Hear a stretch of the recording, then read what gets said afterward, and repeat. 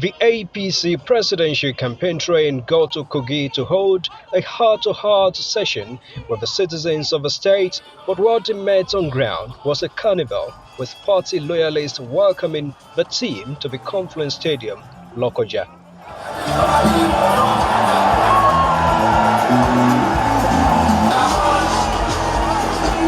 The campaign council commented on some issues of the moment.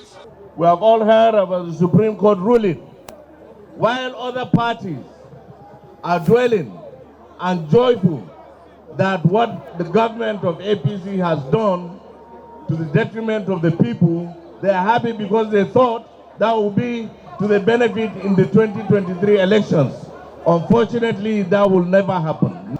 And so the implication is that if you have new Naira, if you have old Naira, make you they use them kole. They use them. Kogites have longed for the full rejuvenation of a Jalkuta Steel Complex and dredging of the River Niger.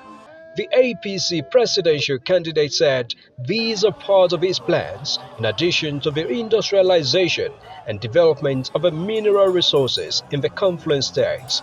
Agriculture will be our means of livelihood and prosperity. Amen.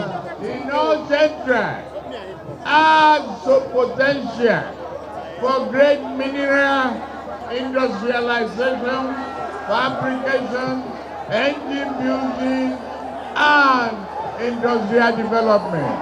I guarantee you, I know how to do it.